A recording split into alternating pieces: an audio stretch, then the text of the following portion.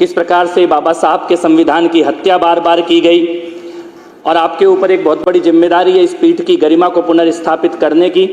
और हम सब लोग, सदन के सभी सदस्य पूरी तरह सुनिश्चित हैं कि सदन की गरिमा को न केवल आप पुनर्स्थापित करेंगे बल्कि साथ ही साथ इसे उन नई ऊंचाइयों पर ले जाएंगे जिसके लिए कभी ये सदन, ये इमारत जानी जाती थी। मैं इस अवसर का उपयोग हमारी आदरणीय मुख्यमंत्री महोदया जी का भी धन्यवाद करने के लिए करूंगा। जब पिछली सरकार में ये पूरा भ्रष्टाचार चल रहा था, अभी तो सीएजी की पहली रिपोर्ट आई है, ये तो पहली किस्त है, अभी तो एक के बाद एक न जाने कितनी रिपोर्टें और दस्तावेज सामने आने बाकी हैं। लेकिन ये जो सरकार और जितने लोग चुने हुए इस सदन में बैठे हैं, सब आंदोलन के माध्यम से आए हैं सड़कों पे। ऐसा कोई व्यक्ति नहीं है इस सदन में जो शराब घोटाले के खिलाफ सड़क पे ना उतरा हो। ऐसा कोई व्यक्ति नहीं है जिसने कभी ना कभी गिरफ्तारी ना दी हो पिछले 1.5-2 साल के अंदर। ऐसा कोई व्यक्ति नहीं है इस सदन के अंदर पानी की बौछारों का सामना ना किया हो। अपने मोहल्ले में, अपने इलाके में, अपने वार्डों में, अपनी विधानसभाओं में शराब के ठेकों के सामने जिन्होंने प्रदर्शन ना किया हो। मैं ये चाहता हूं कि सदन में ऑन रिकॉर्ड ये बात आए कि ये जो सरकार इस बार चुन के आई है, ये एक जन आंदोलन से चुनी हुई सरकार है। भ्रष्टाचार के खिलाफ एक ऐतिहासिक जन आंदोलन भारतीय जनता पार्टी के कार्यकर्ताओं ने चलाया था। अध्यक्ष, हमारे प्रदेश अध्यक्ष वीरेंद्र सचदेवा जी के नेतृत्व में ऐतिहासिक जन आंदोलन चलाए और लगभग 71 बार दिल्ली की सड़कों पे धरने प्रदर्शन। मुझे लगता है ऐसा कोई हफ्ता नहीं गया पिछले 2 साल में जब भाजपा के कार्यकर्ताओं ने, महिलाओं ने, भाइयों ने, युवाओं ने सड़क पर पुलिस का सामना करते हुए शराब घोटाले के खिलाफ जागरूकता का काम ना किया हो। और ये बोला गया था कि आज आप लूट रहे हो, लेकिन भाजपा के कार्यकर्ताओं का ये बलिदान, ये मेहनत, ये संघर्ष एक दिन सुनिश्चित करेगा कि ना केवल हर एक भ्रष्टाचारी जेल जाएगा, बल्कि जो मांग सतीश उपाध्याय जी ने की थी कि एक एक पैसे को वापस जनता के खाते में डलवाने का प्रयास भी किया जाएगा। मैं ये चाहता हूं कि सदन इस बात का संज्ञान ले और उन सभी कार्यकर्ताओं को भी हम आभार व्यक्त करें, दिल्ली के उन सभी नागरिकों को, महिलाओं को, भाजपा के कार्यकर्ताओं को, प्रदेश अध्यक्ष महोदय को, राष्ट्रीय अध्यक्ष महोदय को, जिन्होंने ये सुनिश्चित किया कि जब दिल्ली की जनता का पैसा लूटा जा रहा था, खून चूसा जा रहा था, शराब के ठेके खोले जा रहे थे, तब ये सुनिश्चित किया कि एक दिन भी हम आराम से नहीं बैठेंगे। और ये जन आंदोलन की निर्णायक जीत है। जिस कुर्सी पर आज हमारी आदरणीय मुख्यमंत्री महोदया विराजमान है, उसके साथ की कुर्सी पर जिसमें आदरणीय मंत्री प्रवेश जी विराजमान है, इन्हीं 2 कुर्सियों पर बैठकर कश्मीरी पंडितों के नरसंहार का न केवल तिरस्कार किया गया बल्कि निर्लज्जता पूर्वक उपहास उड़ाने की कोशिश की गई थी। आज ईश्वर का न्याय, और मैं ये कहना चाहता हूं अध्यक्ष महोदय कि दिल्ली की जनता ने इन चुनावों में बता दिया कि लोकतंत्र में मालिक केवल जनता होती है। कोई अपने आप को अगर मालिक बताने की कोशिश करता है, कोई भी अगर अपने आप को लोकतंत्र में मालिक बताने की कोशिश करता है, तो जनता वोट की शक्ति के माध्यम से, वो सभी लोग जो यहां खड़े होकर स्वयं को दिल्ली का मालिक बोलते थे, आज इस सदन के अंदर, इस परिसर के अंदर घुसने की योग्यता भी जनता ने उनकी समाप्त कर दी है। सीएजी की ये रिपोर्ट सदन के पटल पे रखी गई है। संकल्प था मुख्यमंत्री महोदया का कि पहले ही सत्र में इस रिपोर्ट को जनता के सामने लाया जाएगा। हमारे इस सदन में कई विधायकगण मौजूद हैं जो पिछली विधानसभा में भी यहीं बैठे थे और लगातार मांग कर रहे थे कि रिपोर्ट को पटल पे रखा जाए। और ये एक संवैधानिक प्रक्रिया है। सीएजी की रिपोर्ट अगर आएगी तो विधानसभा के पटल पर स्वाभाविक तौर पे उसको लाया ही जाता है। लेकिन यह पहली बार ऐसा देखा गया कि एक सरकार ने हर तरह का कुचक्र रचा कि विधानसभा के पटल पर सीएजी की रिपोर्ट आने ही ना पाए। पर पुनः बधाई मुख्यमंत्री महोदया को कि उन्होंने संकल्प लिया। पहला सत्र चल रहा है, अभी केवल शपथ संपूर्ण हुई है और अध्यक्ष महोदय का चुनाव संपूर्ण हुआ है, और उसके साथ ही पहला जो काम हुआ है वो विधानसभा के पटल पर सीएजी की ये रिपोर्ट रख दी गई है। ये बताती है कि हम जनता के प्रति जवाबदेह हैं और हम जिन चीजों को छुपाने की और दबाने की साजिश पिछली सरकार के मुख्यमंत्री के द्वारा, उप मुख्यमंत्री के द्वारा और मंत्रियों के द्वारा की गई थी, वो हर एक सच एक एक करके सदन में भी लाया जाएगा और दिल्ली की जनता के सामने भी लाया जाएगा। ये रिपोर्ट को अगर एक लाइन में हम बोलें, एक लाइन में इस रिपोर्ट को अगर बोलें तो एक लाइन में समराइज कर दे तो झाड़ू वाला ही दारू वाला है। क्या बात। दारू वाला है, पूरी बड़े बुजुर्गों ने कहा है कि शराब अच्छे अच्छों को बर्बाद कर देती, अच्छे अच्छों को डुबो देती है। शराब एक ऐसी चीज है जिसमें जो डूबा वो बचा नहीं। और मैं ये कहना चाहता हूं कि इन चुनावों ने ये साबित कर दिया है कि आपदा की सरकार, उसके वो सभी मंत्री जो शराब घोटाले में शामिल थे, उसके वो सभी पूरा का पूरा जो गैंग था, इस ठेकों को खुलवाने वाला, कमीशन को खाने वाला, वो पूरा का पूरा गैंग आज अपने आप को बेरोजगार नेता बताता हुआ घूम रहा है। शिखा राय जी हमारे बीच में जीत के आई हैं, उन्होंने महिलाओं की पीड़ा का बहुत अच्छे से सदन में रखा। लेकिन इतनी ही चलती है झूठ की दुकान, इतना ही चलता है भ्रष्टाचार का खेल। इसकी एक्सपायरी डेट बहुत पहले निकल चुकी थी, जनता केवल चुनावों की प्रतीक्षा कर रही थी। ये जो सीएजी की रिपोर्ट है अध्यक्ष महोदय, इस सीएजी की रिपोर्ट को केवल रिपोर्ट के तौर पर पढ़ने के साथ साथ मैं सदन के माध्यम से दिल्ली की जनता से ये कहना चाहता हूं कि दो डॉक्यूमेंट हैं। एक है सीएजी की रिपोर्ट और दूसरा डॉक्यूमेंट है सीबीआई की और ईडी की चार्जशीट।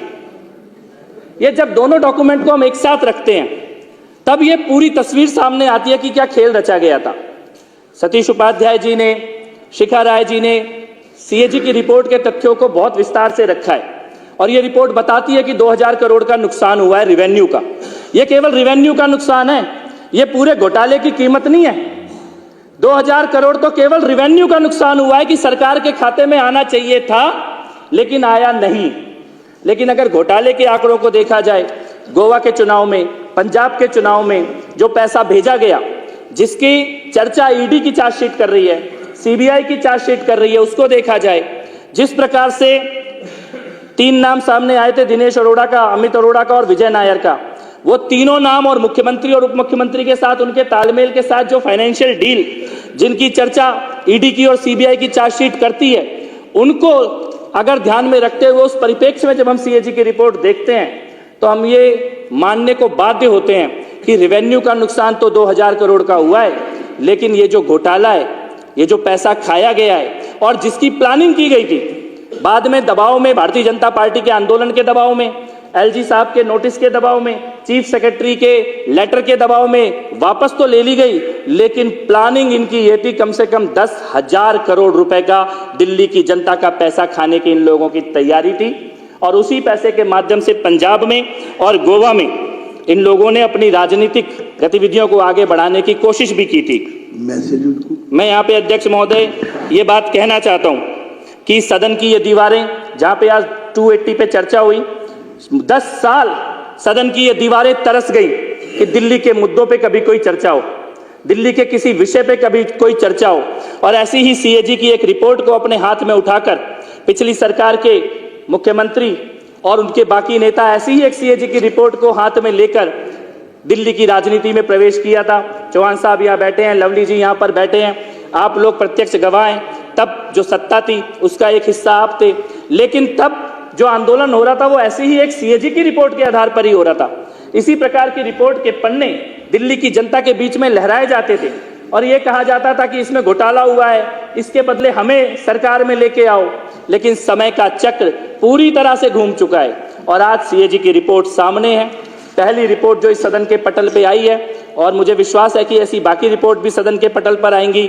और वो ये बताती हैं कि जो लोग भ्रष्टाचार से लड़ने के नाम पे आए थे, उन्होंने शायद इस देश की आजादी के बाद से इस देश के इतिहास में सबसे ज्यादा भ्रष्टाचारी और अहंकारी सरकार अगर कोई इस देश की सत्ता में, दिल्ली की सत्ता में आई है तो वो पिछली सरकार थी, जिसके अहंकार को जनता ने अपने वोट के माध्यम से वापस भेज दिया। सीएजी की रिपोर्ट में बताया ही गया है कि 2000 सीएजी की रिपोर्ट में लिखा है, मैं सदस्यों को जानकारी है पर मैं ध्यान में लाना चाहता हूं कि ये नॉन कन्फर्मिंग एरियाज क्या है। ये बहुत जरूरी है सुनने के लिए, क्योंकि जब ये इस सदन के अंदर प्रोटेस्ट करते हैं भगत सिंह जी के नाम पर, बाबा साहब अंबेडकर जी के नाम पर, तब दिल्ली की और देश की जनता को पता होना चाहिए नॉन कन्फर्मिंग एरियाज में शराब की दुकानें खोली गई, इसका मतलब है गुरुद्वारे के सामने ठेका खोला गया। चाणक्यपुरी में गुरुद्वारे के सामने ठेका खोला अरविंद केजरीवाल ने, मनीष सिसोदिया ने। मंदिरों के सामने ठेका खोला, स्कूलों के सामने ठेका खोला, कॉलेजों के सामने ठेका खोला। इसको बोलते हैं नॉन कन्फर्मिंग एरियाज, जहां पे संविधान बाबा साहब का इजाजत नहीं देता था, जहां पे कानून इजाजत नहीं देता था, एक्साइज की पॉलिसी इजाजत नहीं देती थी शराब के ठेके खोलने की। उन जगहों पर शराब के ठेके खोलने का पाप अगर किसी ने किया तो पिछली आपदा सरकार ने वो पाप किया है। सदन में ऑन रिकॉर्ड ये बात आनी चाहिए। और उसके कारण 941 करोड़ रुपए का नुकसान रेवेन्यू का दिल्ली की जनता को हुआ। अपने ही लोगों को लाइसेंस देना जिनकी एलिजिबिलिटी नहीं है, बैंक के खाते में 1 लाख रुपया पड़ा है और 100 करोड़ रुपए के टेंडर दिए जा रहे हैं जिन लोगों को, और बाद में उनकी फीस तक वापस लौटाने की नौबत आ गई। फीस वेवर कर दी गई कोरोना के नाम पर।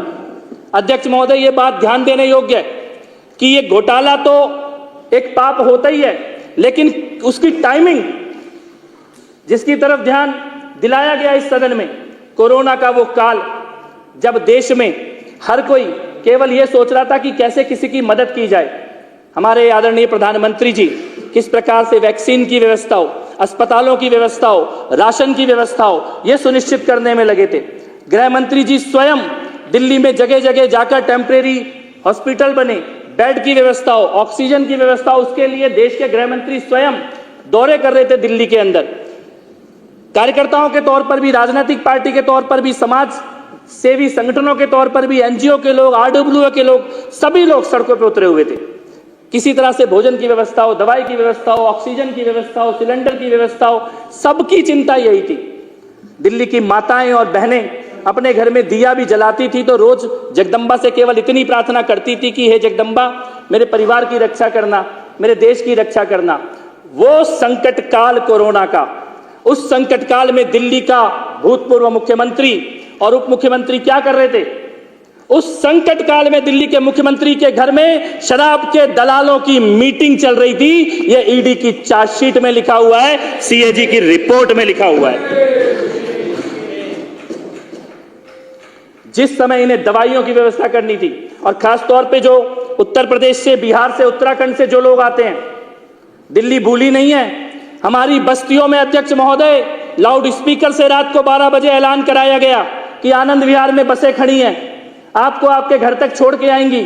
लाखों लोगों को आनंद विहार में डीटीसी की बसों के द्वारा पहुंचा दिया गया और वहां पे पीने के पानी तक की सुविधा नहीं थी, घर पहुंचाने की कोई बस नहीं थी। हजारों लाखों लोगों के नरसंहार की साजिश कोरोना के काल में इस सरकार ने रची कि एक तरफ नरसंहार होता रहे, देश का ध्यान कोरोना में चलता रहे, और दूसरी तरफ ये पर्दे के पीछे दो पाप करें, शराब के घोटाले की नीति लेकर आए और अपने शीश महल को बनवाने की साजिश करे। ये दोनों पाप कोरोना के काल में दिल्ली की पिछली सरकार ने किए थे। ये दोनों पाप कोरोना के काल में किए गए थे। ये अपराध कई गुना बढ़ जाता है जब इसकी टाइमिंग को ध्यान से देखा जाता है। इनको लगा कि कोरोना का काल है, सब अपने अपने सुरक्षा में, व्यवस्था में व्यस्त हैं, कोई शराब के घोटाले की तरफ ध्यान नहीं देगा। मैं ये कहना चाहता हूं अध्यक्ष महोदय, सीएजी की रिपोर्ट में जो डिटेल है उससे आगे बढ़ते हुए अगर हम चीफ सेक्रेटरी का लेटर देखें जिसका जिक्र ईडी की चार्जशीट में है, सीबीआई की चार्जशीट में है, सदन में ऑन रिकॉर्ड ये बात आनी चाहिए क्योंकि पिछली सरकार में इन्होंने इसके संबंध में चर्चा नहीं करने दी। चीफ सेक्रेटरी के लेटर में लिखा है मनीष सिसोदिया ने संविधान का उल्लंघन करते हुए, कानून का उल्लंघन करते हुए ऐसे फैसले लिए 580 करोड़ रुपए का सीधा सीधा नुकसान केवल दारू के मंत्री मनीष सिसोदिया के गलत फैसलों के कारण लिया। यह ईडी की चार्जशीट में लिखा हुआ है। उस वक्त इनको लग रहा था कि कैबिनेट के अप्रूवल की जरूरत नहीं है, इनको लग रहा था एलजी के अप्रूवल की जरूरत नहीं है। एक घटनाक्रम की तरफ मैं सदन का ध्यान दिलाना चाहता हूं अध्यक्ष महोदय, जिस बारे में चर्चा सतीश उपाध्याय जी ने भी की कि जो कमीशन था उसको 5% से बढ़ाकर 12% किया गया। यह सीएजी की रिपोर्ट कहती है, लेकिन अगर इसको हम ईडी की चार्जशीट के साथ मिलाकर देखें तो असली खेल समझ में आता है। 5% कमीशन कैबिनेट ने पास किया, 5% कमीशन कैबिनेट ने पास किया। कैबिनेट की अगली मीटिंग 23 मार्च 24 मार्च को होनी थी। 14 मार्च से लेकर 17 मार्च तक यही हमारी विधानसभा से थोड़ी दूर पे ओबेरॉय होटल है। इस ओबेरॉय होटल में साउथ लॉबी के शराब के दलालों को बुलाया गया, उनको रुकवाया गया। ईडी ने उसकी सीसीटीवी फुटेज भी निकाली है, ओबेरॉय होटल की प्रिंटर मशीन का डेटा निकाला है, फोटोकॉपी मशीन का डेटा निकाला है। फोरेंसिक जांच करने के बाद कैबिनेट 5% का नोट पास कर रही है। मनीष सिसोदिया के घर से जो कंप्यूटर जब्त किया गया उसमें लिखा है कि कैबिनेट नोट के 5% को सिसोदिया के अपने कंप्यूटर पे एडिट करके 12% कर दिया गया। कोई कैबिनेट का अप्रूवल नहीं था, कोई एलजी का अप्रूवल नहीं था।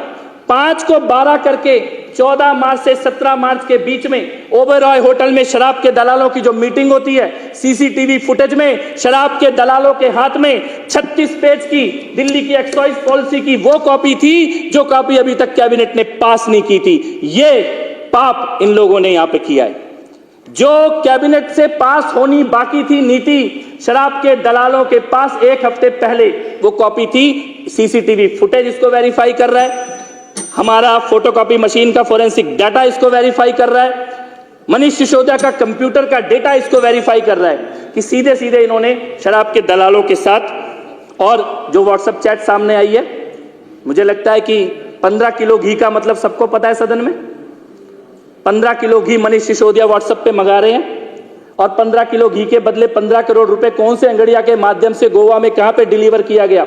3 अंगड़ियों को उसका ठेका दिया जा रहा है, वहां पे गोवा में उसके पैसे डिलीवर किए जा रहे हैं। विजय नायर किसके लिए कहा? कैलाश गहलोत जी अध्यक्ष महोदय यहाँ पे बैठे हैं, मैं थोड़ा सा समय और लूंगा बस आपका। कैलाश गहलोत जी पिछली सरकार में मंत्री थे।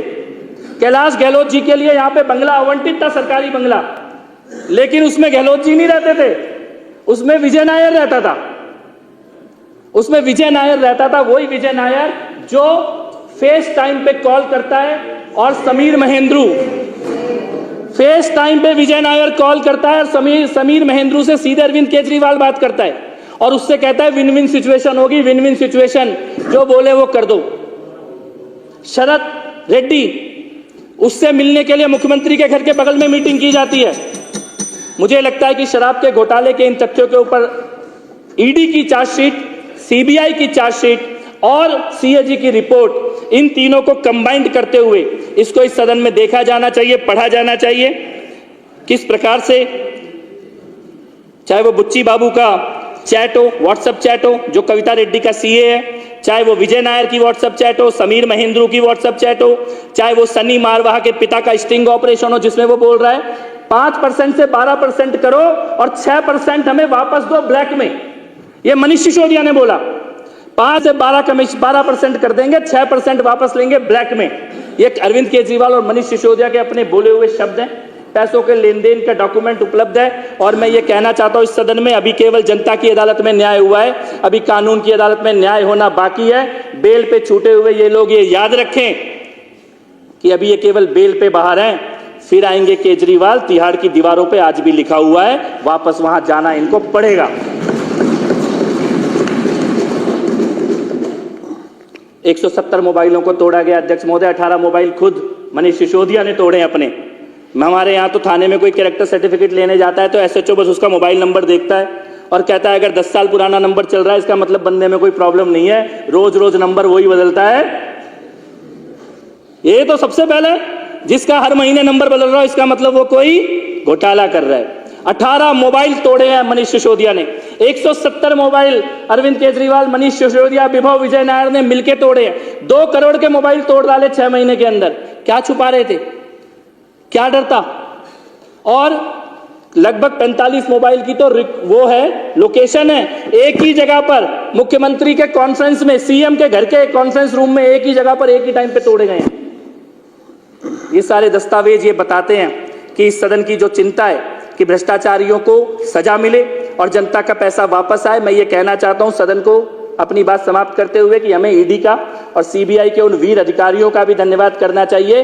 बड़े बड़े मगरमच्छों पे हाथ डालने से नहीं डरे वो लोग, बड़े बड़े मगरमच्छों पे हाथ डालने से नहीं डरे।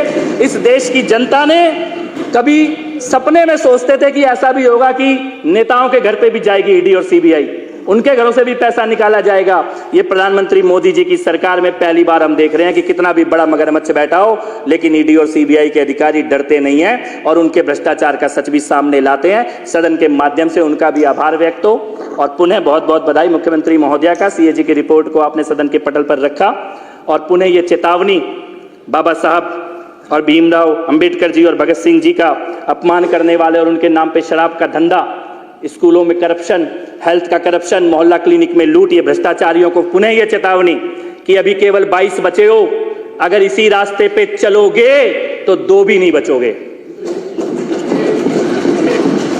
धन्यवाद। के साथ पुनः आपका बहुत बहुत आभार व्यक्त